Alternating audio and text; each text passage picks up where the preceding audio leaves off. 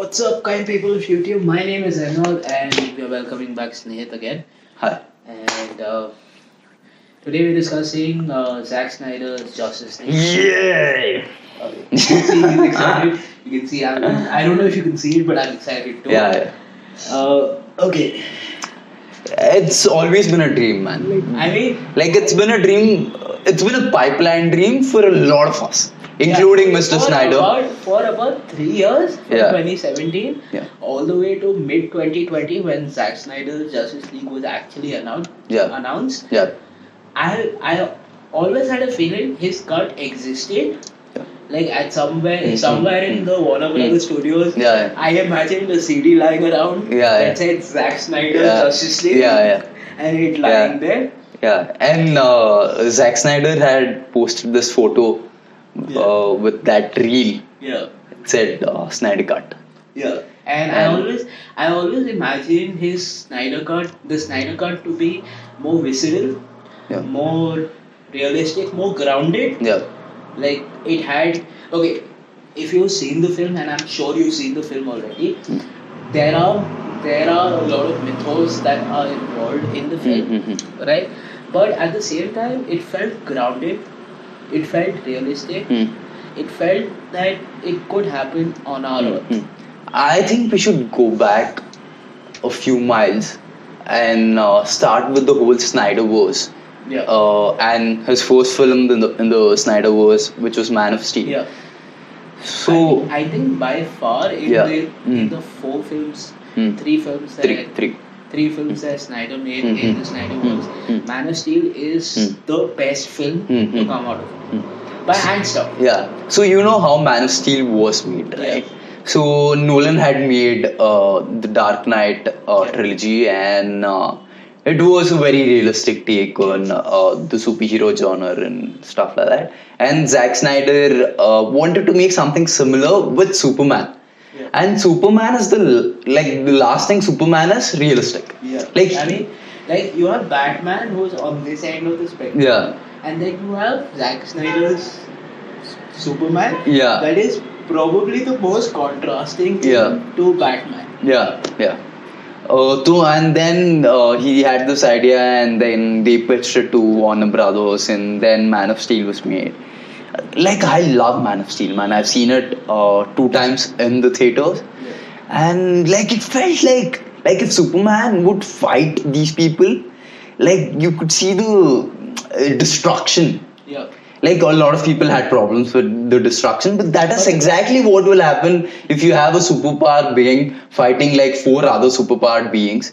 Yeah, and the fact that you saw Batman's cameo in the film, Yeah. Ben Affleck's cameo, and I just want to say this, and I know I'll generate a lot of controversy just by saying this, but I think Ben Affleck's Batman is the closest we've got to a good Batman. Okay, don't get me wrong, Christopher Nolan's Batman trilogy was beautiful. Also, don't get me wrong, our man was very good at Bruce Wayne. But Ben Affleck as Batman, Yeah.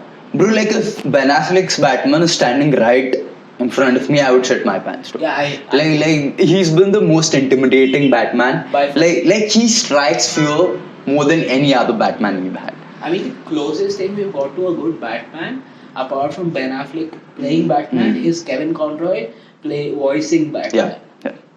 And Yeah.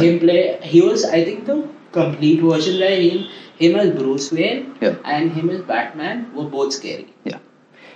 So the whole point of Batman is that criminals need to fear him.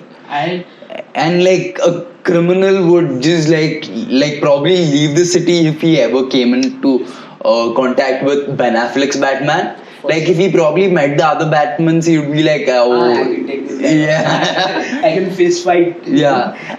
I never found Christian Bale's Batman to be intimidating. Bale's Bruce Wayne was spot on. Like him Yeah. playing Bruce Yeah. Wayne was perfect. Like there was a certain soul and sense of life that he brought to Bruce Wayne, but his Batman was just Like stiff. I don't know, like maybe I just felt that his mannerisms as Batman were very stiff. yeah. maybe it's because of the amount of content that I've seen, the amount of content we've read and seen of Batman as animated, Yeah, yeah, and yeah. the films and the comics. You just feel that his Yeah. Batman was very stiff. Yeah, and maybe the problem was it was too real. Maybe. Yeah, Probably that. yeah, but like Affleck's Batman is just badass, man. Yeah. Like he's just so. I Yeah. mean, okay, so coming to Justice League Yeah, and yeah. Ben Affleck's Yeah. performance in Justice League, you can see the vast contrast Yeah. in how Batman was portrayed in Joss Whedon's Justice League Yeah. and Zack Snyder's Justice League. Yeah. It was natural for Zack Snyder's Batman to be a leader. And I mean, if you remember, there's this one scene in Zack Snyder's cut where they're walking up the stairs. Yeah. Like everybody's walking up the stairs. Yeah. And you know the kind of fear Batman lays into his own team. Yeah. That Flash, Yeah. Cyborg, Yeah. Diana, Mm. and Batman Mhm. are walking up the stairs. Yeah. Because Batman said he's walking up the stairs. Yeah. Also, I really enjoyed the ultimate edition of Batman v Superman. I feel like if you're talking about Zack Snyder's Justice League, we also need to talk about what Warner Brothers did to that film as Yeah. well. I mean, before like 3-hour films were a norm with Avengers Endgame and stuff like that. So they basically wanted to like compress that film, and they took out 30 minutes of that film, and which basically contributed to the failure of that film. Yeah. I mean, like, I always felt that there was something that Batman v Superman was not telling us, and I could always point the finger at the production and say Warner Brothers did something to this because Zack Snyder had a vision. Yeah. And I mean, in fact, today watching a 4-hour Zack Snyder cut for Justice League is possible for us because of the success of Infinity War and Endgame. Yeah. Massive films. Yeah. Yeah. And production houses felt that we can actually go ahead and release a 4-hour film and people will watch it. Yeah. I mean, like, just imagine Warner Brothers' mindset. Zack Snyder has made this beautiful film, And- like from starting to the end, Yeah. and it's the best thing that has happened to superheroes in a long time. Yeah. And like, you just basically rip apart that film and you make it a 2-hour film, and you reshoot some scenes and you bring. And that mustache. God, yeah. Like, that terrible mustache. I mean, that not just that. Yeah. Look at the difference in Flash's character Yeah. in Zack Snyder's cut and in Joss Whedon's cut. Joss Whedon's cut, he saves a family of 4. In the okay, spoiler alert. So Yeah. this is so that you Yeah. guys. In Joss Whedon's Justice League, he saves a family of 4. And make some random Russian joke. Dostoevsky, and he's Yeah. on the way, right? Yeah. I mean, if you didn't know who Dostoevsky was, Yeah. you'd be like, what the hell is he talking about? Right? Yeah. But in Zack Snyder's Justice League, you actually see him Save the world. Exactly. Like, and that is the idea that Zack Snyder is telling the world, that even as a superhero, you tend to fail. You can't do everything on time. Exactly. Yeah. Yeah. And so Flash, I was watching some random video, and like Flash is one of the most powerful entities in the whole universe. Yeah. And you just reduce him to some boy who was like cracking lame jokes and I mean, like, that interaction between Batman and Flash is just. I'm going to start calling Justice League Joss Whedon's cut Justice League. yeah. Because I just can't say the whole thing Yeah. over and over. Yeah. Like that interaction between Batman and Flash, where he just tells him, push and run. That was, I mean, dude, this guy can go back in time. Yeah. This Like guy- he can travel the multiverse. Yeah, and he can literally save everybody's ass Yeah. by just going back in time and Yeah. correcting that one small mistake. Yeah. Yeah. And you're telling him to run and push people to save them. Like, what is he's pushing cards? God, man. I mean, Justice League was everything wrong with our world. Yeah. Everything wrong in the world of showbiz. Yeah. Like you can't wreck a I film mean, like that. did you read that article where this news came out where Joss Whedon said, "I'm going to destroy Gal Gadot's career"? And I mean, who does Joss Whedon think he is? Yeah. Who is he? Yeah. Who are you to say that to somebody? Yeah, I mean, almost every actor who went back to the reshoot of Yeah. Justice League had a terrible time. Yeah, Oh. I mean, Ray Fisher had an issue Yeah, with. yeah. And also, like when you see Justice League, no, like imagine someone doing this masterpiece piece. And then- like imagine a Mona Lisa, and then someone just brings like some Random color. random 10-year-old kid, and like you can throw colors on it, make it funnier, like make it more lively. Like we don't want the dark undertones. No, but Yeah, that's the thing, right? DC is not known for its fun, yeah, right? It's known for its dark undertones. I mean, you look at anything that is DC. I mean, if they feel that DC has to be funny, they'll not read a comic produced by DC. yeah, I mean, Hmm. yes, Hmm. Flash is funny, yeah, but have you read the kind of stuff that he had to go through? yeah. Like Flash had to go through a major tragedy. No, major tragedy multiple times. And it's not like he didn't go back in time Yeah. to save his mother. Yeah. He did go back in time. Yeah. See, the best part about Flash is, despite going through all those tragedies, he's still like held on to that light. Yeah. Like that to me is the beauty of Flash. I mean, okay, look at Batman again. Yeah. It's everything that could go wrong with a rich, spoiled brat. Yeah. Like everything that could make a man a criminal Exactly. or a Lex Luthor. Exactly. Like Batman could easily have been Lex Luthor. But he isn't. Batman could easily be Lex Luthor meets Deathstroke. Yeah. Easily. Yeah. But he doesn't become that because, Hmm. okay, a lot of that credit goes to Alfred and the way Hmm. that Alfred actually Mm. works Hmm. around Hmm. him and kind of Hmm. keeps him in Mm. line.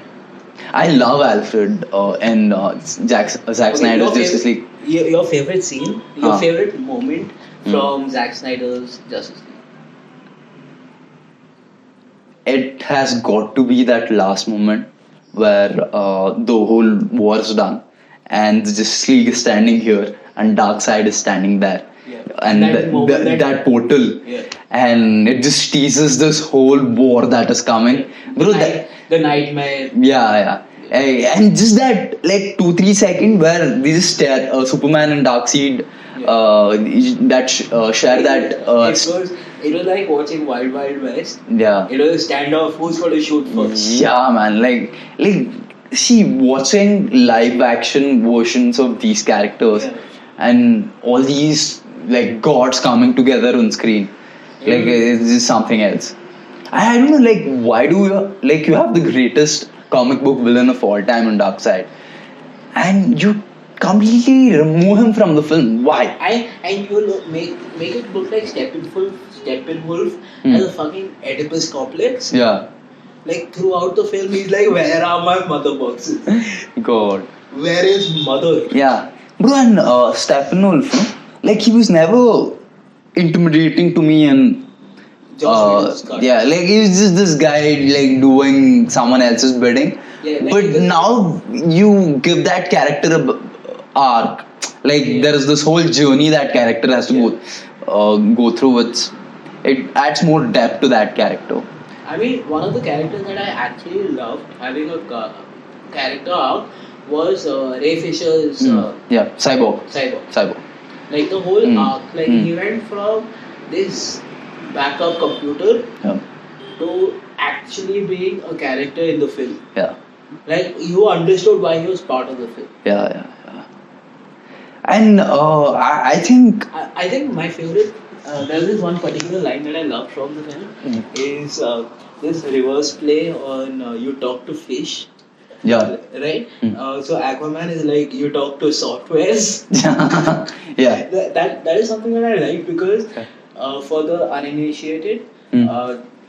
Aquaman has Yeah. always been known for as the guy superpower who talks to Yeah. fish. Like Aquaman was never taken seriously. Until Jason Momoa. Yeah, until Jason Momoa signed up to play the character, and what he did with the character is just a game changer, man.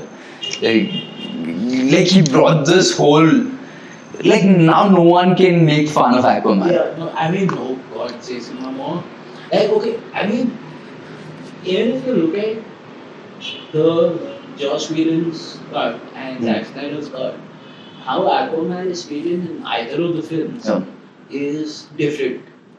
Aquaman in Joss Whedon's cut Hmm. is just this funny dude Hmm. who just is there, who's worried about the whole thing. Yeah. But in Aquaman, the Aquaman that we saw in Justice League, Hmm. Zack Snyder's cut, Hmm. was this folklore, Yeah. this myth. Yeah. Like that scene where he jumps into the sea Yeah. and they start singing. Such a beautiful moment, man. Like That, and Batman's just Hmm. like Ben Affleck, like, what's going on? Yeah. Bro, I wish I could have seen this film on IMAX. It was short for IMAX. Like I wish we could have gotten that film on IMAX. I mean, Like probably not a 4 hour film. Like at least like 3 hour, like 20-30 minutes. Yeah. I think Zack Snyder could have made a good film with like Yeah. and like imagine the kind of business that film would have done as opposed to what Justice League did. And they had to shut down the universe. Like that film basically killed the universe. Yeah. I mean, like, okay, honestly, if Zack Snyder's Justice League was released when it was supposed to be in 2017, Hmm. we would have got a completely different second film for Wonder Woman. I hated Wonder Woman 1984. I think it was a train wreck.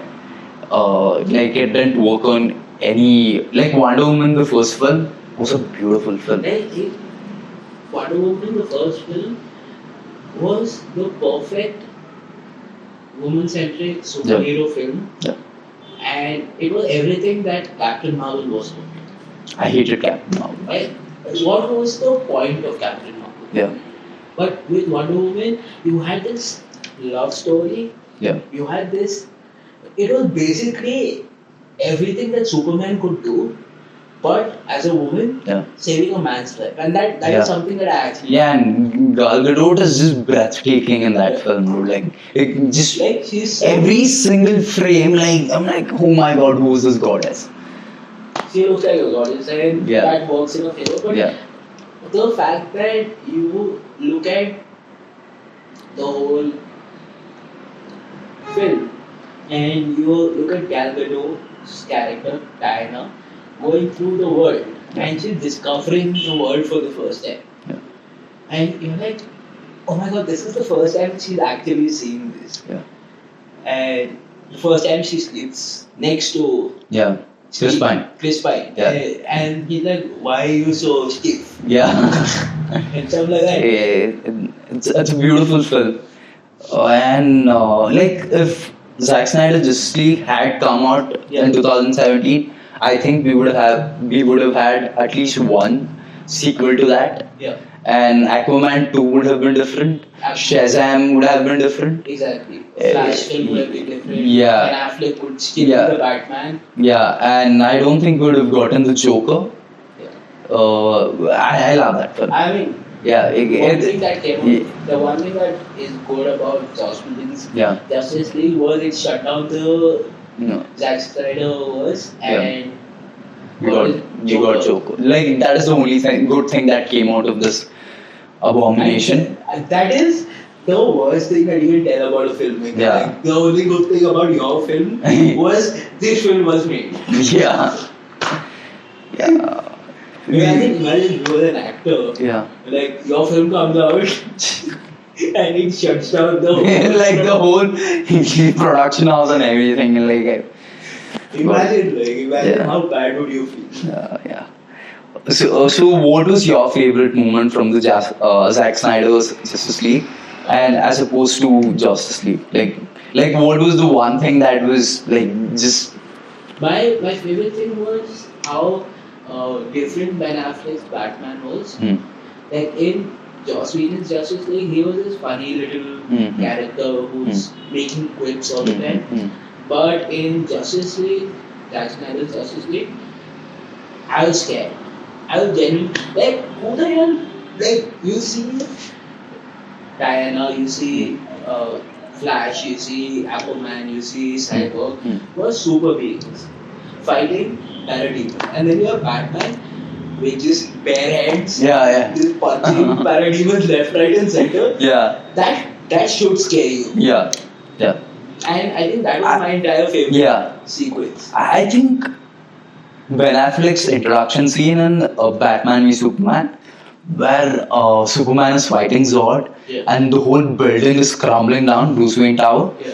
and everyone is running out of the mess, And and he's running into the hubris, and like that shows the character of Batman, like what that man is made of, the metal he's forged from, and I think we got to see that in this. I think all of my favorite moments from the film, Hmm. and I can't narrow it down to Hmm. one.